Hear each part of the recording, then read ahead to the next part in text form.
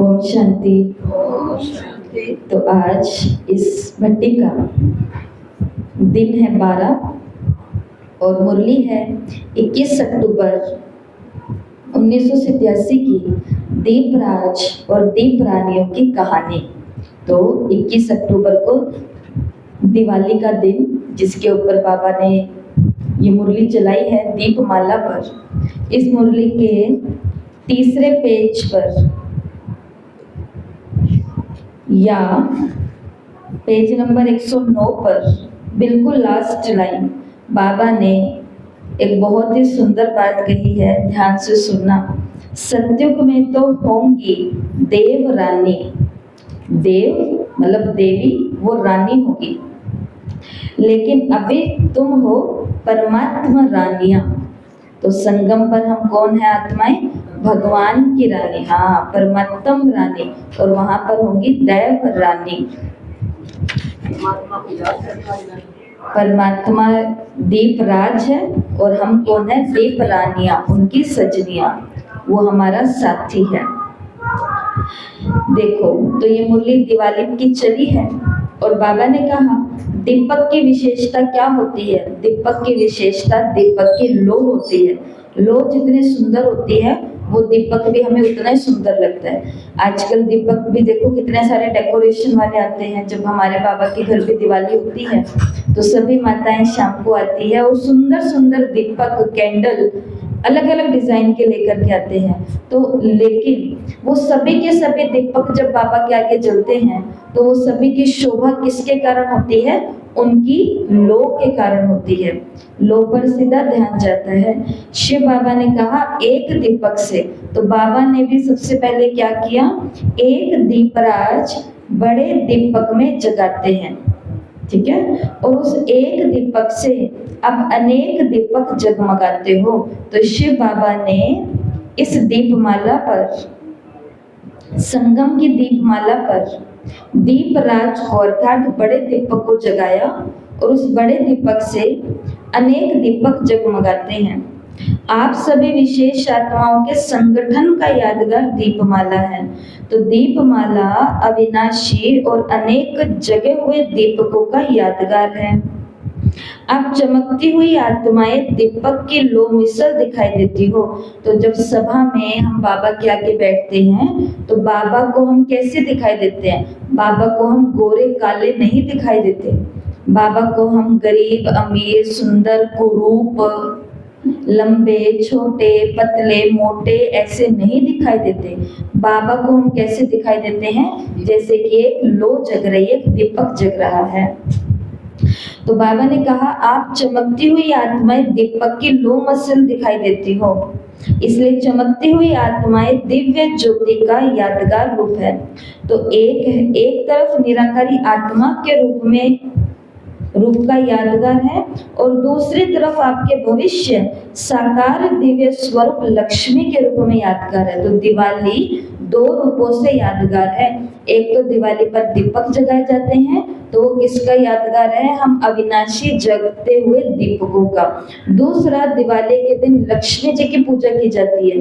तो बाबा ने कहा वो लक्ष्मी किसका स्वरूप और किसका यादगार है? वो आपके भविष्य स्वरूप का यादगार है कि अभी जो चमकती हुई दीपमाला का दीपक रहेगा बन करके, वही भविष्य में जाकर के देव पद को प्राप्त करेगा। तो इसलिए निराकार और साकार दोनों रूपों का यादगार साथ साथ है। तो दिवाली किसका यादगार है? सबसे पहला दिवाली यादगार है दीप राज से अनेक दिए जगे, दीपक जगे, संगठन का यादगार है। दूसरा, दीपमाला किसका यादगार है? साकार और निराकार, इन दोनों रूपों का भी यादगार है। बाबा ने कहा देखो, लक्ष्मी का यादगार डबल रूप में है। एक तरफ धन देवी अर्थात दाता का रूप संगम युग का है, जो सदैव धन देते रहते। ये संगम युग पर अविनाशी धन देवी के रूप में चित्र बनाया है। तो ये संगम युग के श्रेष्ठ कर्तव्य की निशानी है। तो लक्ष्मी को भी दो चीजों में दिखाते हैं। एक तो ताज पोशी, जो उनके ऊपर ताज लगा हुआ है वो भविष्य की निशानी है, क्योंकि यहाँ पर हम धन देवी तो बनते हैं संगम पर, लेकिन ताज नहीं पहना हुआ हमारे, या पहना हुआ है किसी के नहीं है। तो वो जो महालक्ष्मी को ताज दिखाया है वो ताज सत्यु के ताज पोशी की निशानी है।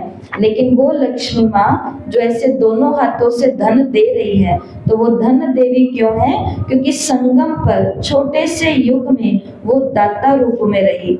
जो भी आया उसको चाहे खुशी दी, चाहे ज्ञान का धन दिया, चाहे शक्तियों का धन दिया, चाहे सेवाएं सिखाई, या बाबा के यज्ञ में बाबा का परिवार का हिस्सा बने, जैसे भी करके। इसके लिए लक्ष्मी की भी ये दो बातें बाबा ने बताई। तो दोनों युग को मिला दिया, सत्यु के ताज पोशी को और धन देने वाले संगम युग के दाता के यादगार को, इन दोनों को मिला दिया। क्यों मिला दिया? क्योंकि संगम युग तो बाबा ने कहा छोटा सा युग है तो छोटा लेकिन उतना ही महान है। तो संगम युग और उसके जस्ट बाद में क्या आने वाला है? सतयुग। दोनों युग पास पास में है, इसलिए बाबा ने कहा चित्र सतयुग का है और चरित्र संगम का है। तो लक्ष्मी जी की जिनकी हम दिवाली पर पूजा करते हैं, तो उनको देखते हुए क्या याद रखना चाहिए हमें कि जो इनका स्वरूप है, ये स्वरूप, ये चित्र, ये ताज, ये कहाँ की निशानी है? सतयुग की निशानी है। लेकिन ये जो दोनों हाथ ऐसे करके बैठी हैं, दातापन, ये संगम की निशानी है। संगम पर इन आत्मा ने इतना धन दिया जो सतयुग में जाकर के ये ताजधारी लक्ष्मी बने। तो अब सुनना, बाबा ने कहा दिवाली पर हम क्या क्या करते हैं। तो पहला तो बाबा ने बता दिया, दिवाली पर दीपक जगाते हैं। तो वो किसकी यादगार है? आप चमकते हुए दीपकों की। दूसरा बाबा ने बताया लक्ष्मी जी की पूजा होती है। तो लक्ष्मी की भी क्यों होती है और किसी देवी की क्यों नहीं होती? क्योंकि दाता रूपों में वही दिखाई गई है जो दोनों हाथों से दे रही है। सेवा कर रही है, इस हाथ से संगम पर सेवा कर रही है अपना। ऐसा नहीं है कि वो बैठ करके केवल ज्ञान ही दे रही है, वो ज्ञान धन देने के साथ साथ, माना ज्ञान धन देने के साथ साथ ही साथ खुद भी कहाँ लगी हुई है? उन्हीं कर्तव्यों में लगी हुई है। क्योंकि ब्रह्मा बाबा ने क्या सिखाया? जो कर्म हम करेंगे हमें देखकर और भी करेंगे, सब करेंगे। तो दूसरा लक्ष्मी का बताया, पहला निराकारी रूप आत्मा का बताया। तीसरी बात बाबा ने दिवाली की बताई। दिवाली पर क्या करते हैं? पुराने खाते बंद करते हैं और नया खाता उस दिन खाता बेच शुरू करते हैं। हाँ, वो सफाई भी आएगी भी आगे। बाबा ने इस मुरली में कहा है चारों कोनों की सफाई करते हैं, एक भी कोना नहीं छूटना चाहिए। तो चारों कोनों की सफाई भी क्यों करते हैं वो भी बाबा आज की मुरली में बताएंगे। कपड़े भी नए क्यों पहनते हैं, मिठाई भी क्यों खाते हैं, कौन सी मिठाई, तो वो सब बातें आगे धीरे धीरे देखना कैसे आती है। अभी बाबा ने तीसरी बात कौन सी करी? खातों की। तो सभी कीवर्ड्स अपने पास तैयार रखना कि पहले है दीपमाला, दीपकों की माला, निराकारी रूप। दूसरा है लक्ष्मी, दाता स्वरूप। तीसरा है खाता। तो एक तरफ अपने पुराने खाते समाप्त कर नए बनाते हैं। तो पुराने खाते कौन कौन से हैं? पुराने संस्कार, पुराना स्वभाव, पुरानी आदतें, वही पुराना बोल, पुराना चाल चलन, पुराने तौर तरीके। तो बाबा ने कहा और दिवाली पर क्या होता है? नए वस्त्र भी विधि पूर्वक पहनते हैं। तो पुराना हिसाब किताब चुकता करना और नया खाता आरंभ करना, ये सत्युग का, ये संगम युग का यादगार है। पुराना सब भूल जाते हो, नया जन्म, नया संबंध, नया कर्म, सब परिवर्तन करते हो।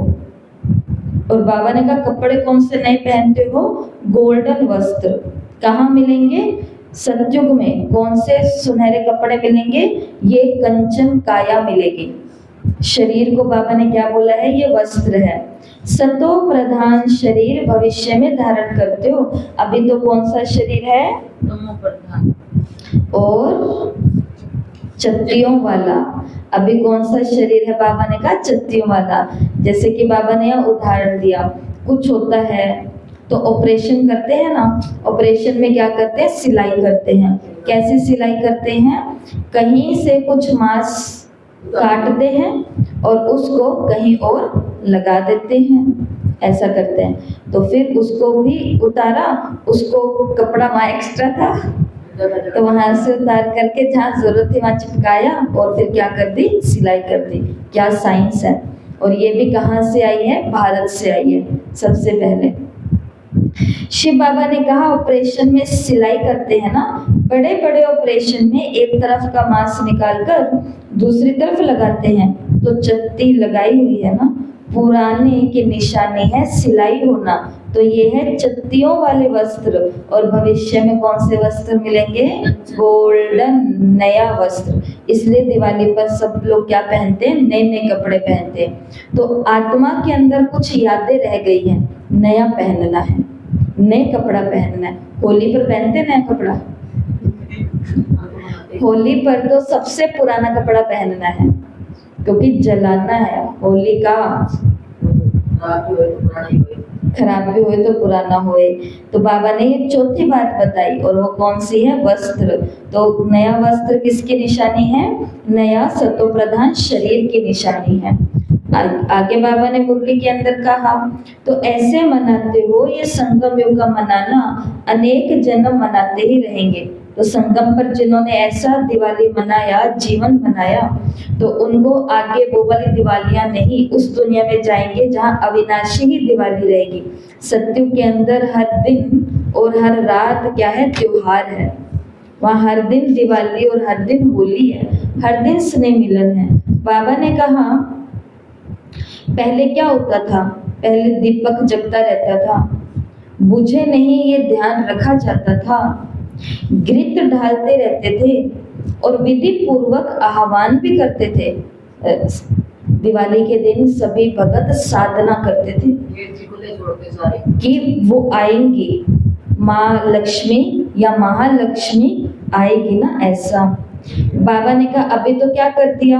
अभी तो दीपक के बजाय बल्ब जगा देते, दीपमाला नहीं बनाते, ये तो मनोरंजन हो गया। अभी तो दिवाली क्या है? बॉम्ब्स। मुरली के अंदर बाबा ने कहा है उस दिन कितने प्रकार के बॉम्ब फोड़ते हैं, उस दिन कितनी आतिशबाजी, कितना कुछ कंपटीशन होता है चारों तरफ उनका, इतना हमारा इतना सारा। अब सुनना बाबा ने क्या किया? दीपक के बजाय बल्ब जगा दिए, मनोरंजन हो गया। आह्वान की विधि जो साधना थी वो भी समाप्त हो गई।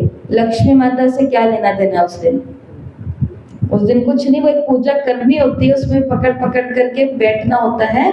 तो वो बैठे, किया, जैसे भी किया हुआ, सामग्री भले ही सारी होगी, लोग भी सारे होंगे, लेकिन अंदर वो साधना का जो मन होता था तो वो बाबा ने कहा नहीं है। उसकी जगह फिर क्या आ गया?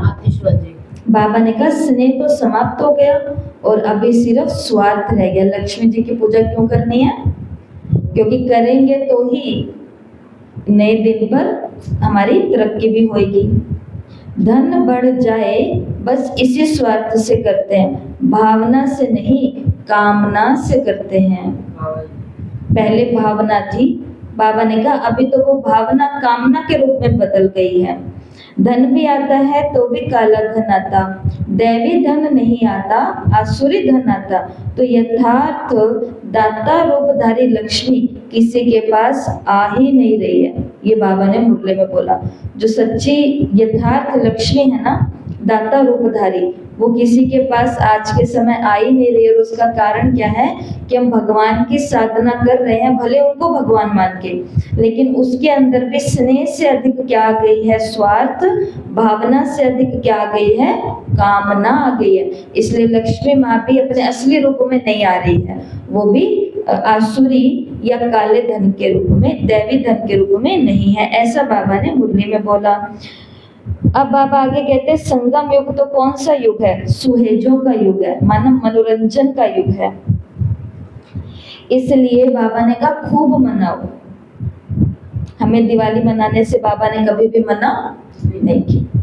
तो बाबा ने कहा खूब मनाओ, लेकिन बस अब ध्यान देने वाली बात, लेकिन बाप से मिलन मनाते हुए सुहेज मनाओ, सिर्फ मनोरंजन के रूप में ना मनाओ, मन मना भव के रूप में मनोरंजन को मनाओ। इसके लिए ही देखो हम अपने घर के अंदर भी होली, दिवाली, तीज त्योहार सब मनाते हैं। सेम टू सेम वही हम बाबा के घर में भी मनाते। एक दिन फिक्स रखते हैं कि आज हम ये त्योहार बाबा के घर मनाएंगे।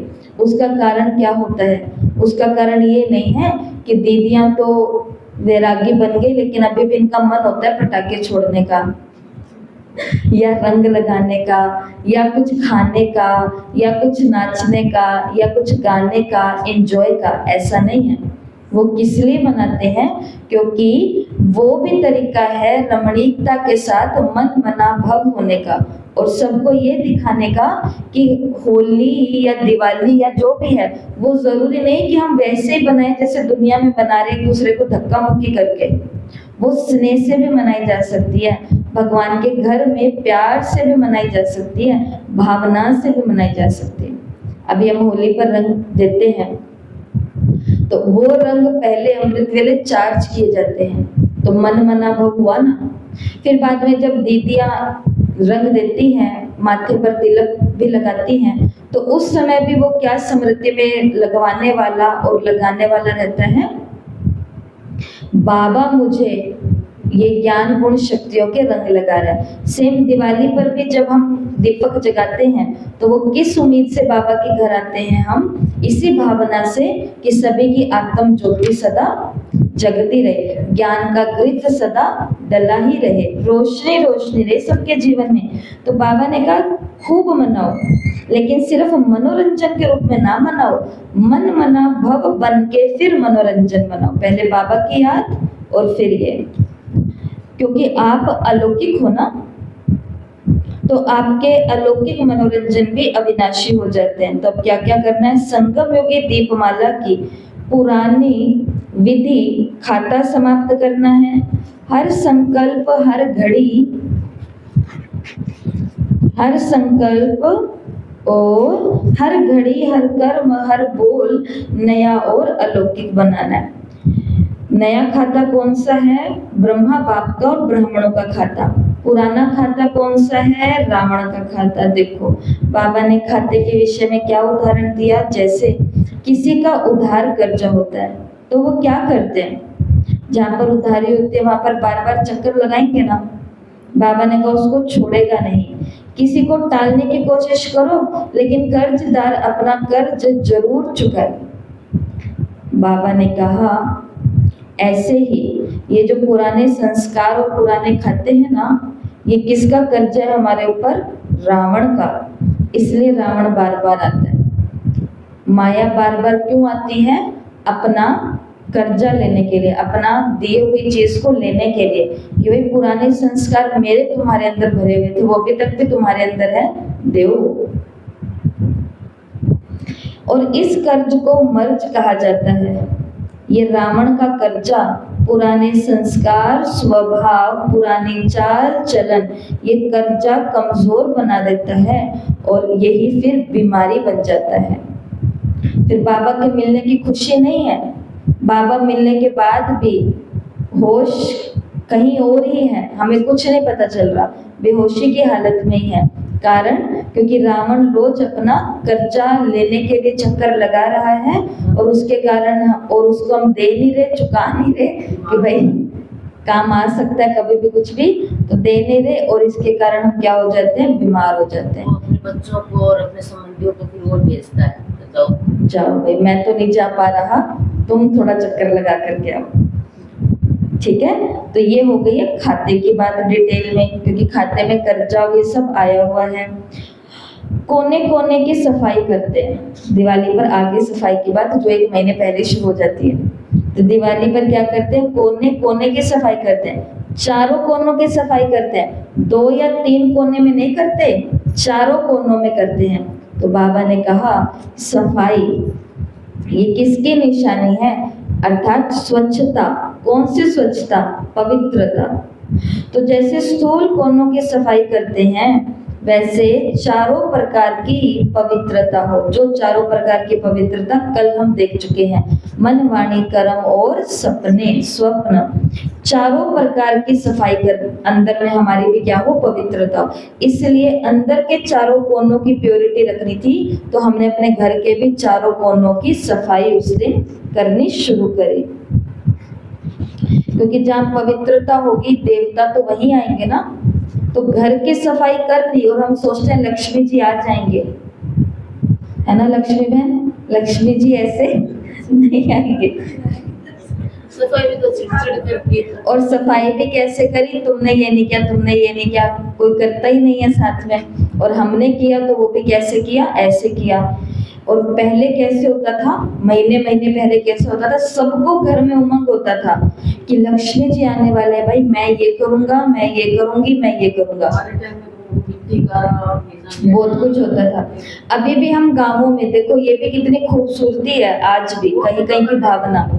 हम कहीं गांव में किसी के घर सत्संग होता है तो हम जाते हैं, तो उससे पहले देखते हैं वो पहले दिन उन्होंने वो सारा लिपा पोती करी हुई है। मिट्टी टूटी डाल तो हमने पूछते कि अच्छा ये देखो ये आपने भी किया है ना, तो वो कहते हैं आपके आने के लिए किया है, क्योंकि घर में जब कोई महान व्यक्ति आते हैं तो उससे पहले घर के कोने कोने को हमने लिपाई करते। ऐसा हमने देखा है, बिल्कुल ऐसा ही होता है। तो शिव बाबा ने क्या कहा, तो लक्ष्मी का आह्वान कब होगा, जब अंदर में स्वच्छता, चारों प्रकार की पवित्रता होगी। नहीं तो बाबा ने सुन लिया ना सभी ने, नहीं तो लक्ष्मी भी अपने दाता रूप में नहीं आ रही है, लक्ष्मी भी अपने आसुरी रूप में, काले रूप में, जैसा बाबा ने बताया। ठीक है। और अब आ गई है दिवाली की लास्ट चीज, और वो होती है आतिशबाजियां। ऊपर आतिशबाजियां जिन्हें हम रॉकेट बोलते हैं। तो वो जो आतिशबाजी होती है वो किसकी निशानी है, बाबा ने कहा वो निशानी है आपके संगम युग के उड़ती कला की निशानी। संगम पर आप ज्ञान योग सुन के धारण करके सेवाओं में ऐसे उड़े, इसके लिए उन्होंने दिवाली पर क्या उड़ाया, आतिशबाजी, आतिशबाजियां करी। ठीक है। तो बेहद के राजाओं के राजा की रानियां हो, संगम पर भी रानी बन गई हो ना। तो ये बाबा ने पूरी कहानी सुनाई, दीप रानियों की और दीप राजा की। सतयुग में होंगी देव रानी, लेकिन अभी है परमात्म रानी। और मिठाई तो रह गई थी। बाबा ने कहा कौन सी मिठाई इस दिन बनानी, खानी और खिलानी है, वो है बाबा। बाबा यही दिल खुश मिठाई है जो सदा खाते रहते हो। सहज मिठाई है, बनाने की मुश्किल भी नहीं है। ठीक है। तो ये है दिवाली की पूरी मुरली, जिसके अंदर निराकारी स्वरूप की बात आ गई, साकारी स्वरूप की बात आ गई। यहाँ पर चमकेंगे तो वहाँ भविष्य में देवपद पाएंगे। खातों की बात आ गई कि पुराने खाते क्यों रावण बार बार आ रहा है, क्योंकि उसका कर्जा अभी भी हमने रखा हुआ है। फिर बाबा ने इस मुरली के अंदर और कौन सी बात करी, कपड़े की बात करी, चित्र की और चरित्र की बात करी, और वस्त्र की बात करी, आतिशबाजी की बात करी, सफाई की बात करी, मनोरंजन की बात करी, उधार खाते की कर्जे की बात करी, मिठाई की बात करी। तो ये मुरली आज यहीं पर पूरी होती है। मधुबन निवासियों से भी आगे मुलाकात है, वो रात को सबने सुन भी लिया। जो रात को सार सुनता है तो वो पार्टियों की मुलाकात का भी सार सुन लेता है, नहीं तो फिर आपको ये तो घर से पढ़नी पड़ेगी। आज के 2 होमवर्क है। पहले होमवर्क के 2 भाग हैं। जैसे आपको क्या करना है, अपने ऐसे पुराने 5 संस्कार, आदतें या कमजोरियां लिखनी है जिन्हें आप इस दीपमाला पर हमेशा के लिए समाप्त करना चाहते। सोचना आज क्या है, दिवाली है, और मेरे 5 ऐसी कमजोरी, बुरी आदत या कोई पुराना संस्कार जिसे मैं इस दीपमाला पर समाप्त, जो खाता मैं बंद करना चाहता हूँ, वो 5 कोई भी कमी कमजोरी आपको लिखनी है। और दूसरी तरफ क्या लिखनी है कि नया खाता शुरू करना है। तो अपने जीवन में अपनाने योग्य 5 दिव्य संस्कार लिखने हैं। अपने जीवन में अपनाने वाले 5 दिव्य संस्कार कि मुझे मेरी वाणी के अंदर मधुरता लानी है, मुझे मेरे बोल के अंदर नम्रता लानी है, मेरे बोल के अंदर अहंकार नाश हो, मुझे मेरे चाल चलन के अंदर थोड़ी रूहानियत लानी पड़ेगी, क्योंकि मेरे चाल चलन में अभी भी लौकिकता है, देवभान है। ऐसे करके कोई भी 5 आदतें या संस्कार जो आप अपनाना चाहते हैं, ये है पहला होमवर्क। और दूसरा होमवर्क क्या है? आज का इस वाक्य को सबको पूरा करना है 5-6 लाइन के साथ में।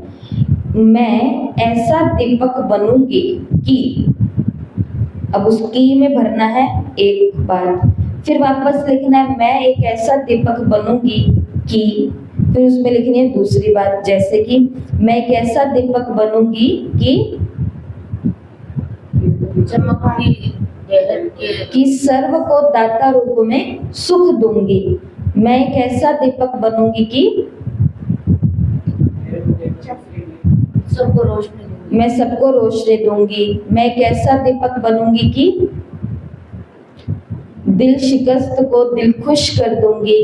मैं एक ऐसा दीपक बनूंगी कि, कैसा दीपक बनना चाहते हो आप? मैं बना दूंगी। जो औरों को भी मन मना भाव बना दूंगी। मैं एक ऐसा दीपक बनूंगी कि गिरे हुए को उठाऊंगी। मैं एक ऐसा दीपक बनूंगी कि सबको गोल्डन दुनिया में ले जाने का रास्ता बताऊंगी या ले जाऊंगी। ऐसे ये 5-6 वाक्य लिखने हैं। इस वाक्य को पूरा करना है। मैं एक ऐसा दीपक बनूंगी। कैसा? ऐसा। कैसा? वो हमको लिखना है। ये आज के 2 होमवर्क हैं। ओम शांति। दीपराज के नजदीक रहूंगी।